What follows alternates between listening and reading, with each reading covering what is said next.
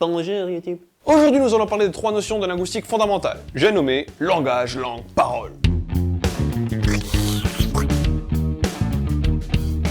Alors a priori rien de bien foufou, des mots comme langage, langue et parole sont des mots qu'on utilise tous les jours et souvent les uns comme synonymes des autres. Mais ce qui va nous intéresser ici c'est la définition saussurienne de ces termes. La définition saussurienne de ces termes car les trois concepts fondamentaux que sont langage, langue et parole on les doit à un certain linguiste suisse du nom de Ferdinand de Saussure et plus particulièrement à son livre Le cours de linguistique générale. Si vous n'avez jamais entendu parler de ce bouquin, en gros, c'est LE bouquin qui va lancer les bases de la linguistique générale. Rien que ça. Et sinon, pour situer un peu, ce livre a été publié en 1916. Mais moi, il y a un truc qui me chiffonne un peu, il est mort quand, Saussure, déjà? En 1913? Non mais attends 2 secondes, comment un mec a pu écrire et publier un livre après sa mort? Alors oui, enfin non. Saussure ne s'est pas barré de son cimetière en pleine nuit pour aller écrire un bouquin. Non, ça n'aurait aucun sens. En fait, ce sont deux de ses anciens élèves, Charles Bailly et Albert Séchet, qui ont compilé leurs notes, celles d'anciens élèves et aussi quelques notes laissées par de Saussure lui-même. Et ils ont publié le tout en 1916 à titre posthume. Donc de Saussure lui-même n'a jamais écrit le bouquin pour lequel on considère qu'il a fondé la linguistique moderne. Si ça c'est pas con quand même. Mais revenons à nos définitions, je disais donc langage, langue et parole. Le langage, c'est la fonction, c'est ce sans quoi aucune langue n'est possible. Le langage, c'est la faculté inhérente et universelle que tout être humain possède et qui lui sert à communiquer. En gros, vous prenez n'importe quel gugus sur Terre, il aura le langage en lui parce que le langage, c'est quelque chose d'inné. Le langage, c'est avant tout une fonction biologique, et le langage, c'est l'être humain. Il est stocké dans la région périsylidienne où on trouve par exemple l'aire de Broca et l'aire de Wernicke, respectivement associés donc à la production de la chaîne parlée, et à la compréhension de la chaîne parlée. Et finalement, le langage, c'est ce qui permet à l'homme de construire des codes pour communiquer. Et ces codes, ce sont les langues.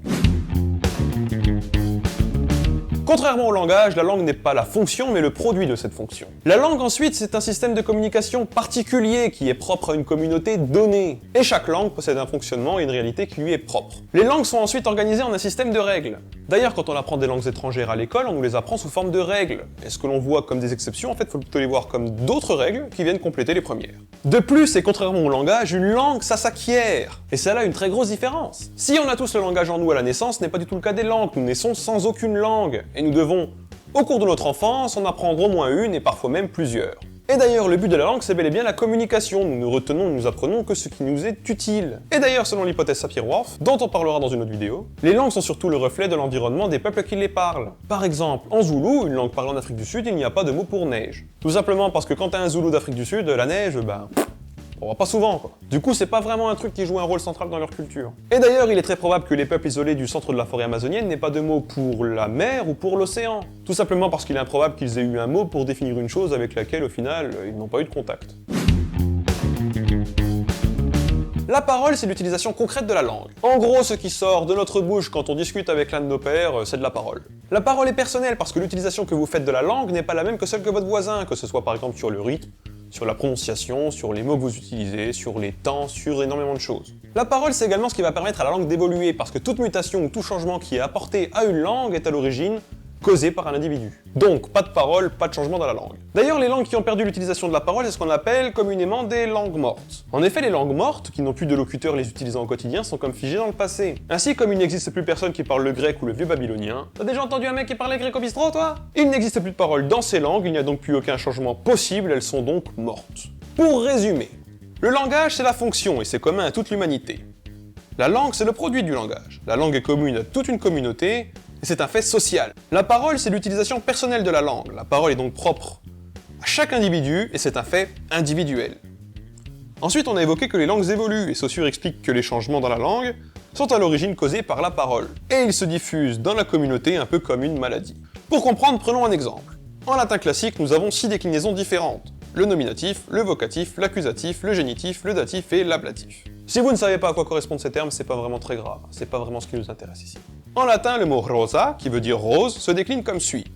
Rosa, rosa, rosam, rosae, rosae, rosa. Une déclinaison qui aura torturé des générations de latinistes. Mais en latin vulgaire, qui était donc le latin parlé par le peuple durant l'Empire romain, on sait que l'on avait d'autres formes, à savoir les formes rosa, rosa, rosa, rosé, rosé, rosa. Mais pourquoi donc alors? Pour comprendre, prenons l'exemple de rosam en latin classique qui devient donc rosa en latin vulgaire. A l'origine, tout le monde utilisait donc la forme rosam. Puis, pour une raison X ou Y, un des locuteurs, un individu, dans son usage personnel de la langue, simplifia rosam en rosa. On appellera cette personne Monsieur Rose. Monsieur Rose, en rencontrant son cercle social, utilise la forme rosa plutôt que rosam lorsque le mot apparaît dans la discussion. Certains individus optent eux aussi pour cette forme, et lorsque ces derniers rencontrent à leur tour leurs cercles sociaux respectifs, le même processus se reproduit. Jusqu'à ce que la nouvelle forme rosa, originellement marginale, devienne majoritaire et finisse par remplacer sa forme concurrente, rosam. Voilà, c'est très schématique, mais en gros, c'est un peu comme ça que ça se passe. Pour finir, et peut-être aussi pour anticiper certains commentaires, alors on a effectivement évoqué le fait que le langage était inné, contrairement à la langue qui est acquise. Il est donc théoriquement possible d'avoir le langage en soi sans avoir de langue. C'est le cas des enfants sauvages, dont les exemples les plus connus sont probablement Mowgli et Tarzan, qui en fait n'en sont vraiment de très mauvais exemples. Je sais que c'est lié à cette thématique, mais je n'évoquerai pas ce sujet ici. Mais je ferai peut-être une vidéo sur le sujet. Voilà, alors la première vidéo de ce nouveau format est donc maintenant terminée. J'espère que ce format vous a plu. Si ce n'est pas le cas, dites-moi, vraiment commentez pour savoir ce que je dois changer, ce que je dois arranger. Si ça vous a plu, n'hésitez pas non plus à le dire, bien évidemment. Comme d'habitude, vous pouvez me suivre ou me partager sur les réseaux sociaux, ça me fera vraiment très plaisir et c'est surtout comme ça que ça me permet de faire connaître mes vidéos. Et vous pouvez également, bien évidemment, vous abonner. Et vous pouvez également consulter les sources sur le site. Alors, je vais surtout mettre bientôt de plus en plus les sources et beaucoup moins d'articles. Je dis pas pour les Python expressions où il y a encore vraiment des choses à dire, mais quand on touche vraiment de la linguistique, c'est assez compliqué parce que là, pour le cas de Saussure, à part de vous lire vraiment le cours de linguistique générale en entier, ouais, je peux pas tout mettre sur le site, quoi. Je peux pas tout mettre sur mon site. La seule chose que je vais pouvoir faire, c'est vous renvoyer vraiment sur des thématiques, vers des sources externes qui traitent très bien le sujet. Moi, de mon côté, je ne pourrais pas écrire un article sur Saussure, c'est pas possible. En attendant, je vous mets quand même le lien du bouquin, le cours de linguistique générale, dans la description pour ceux que ça intéresse. C'est un bouquin qui est maintenant libre de droit. Et en attendant, je vous dis au revoir.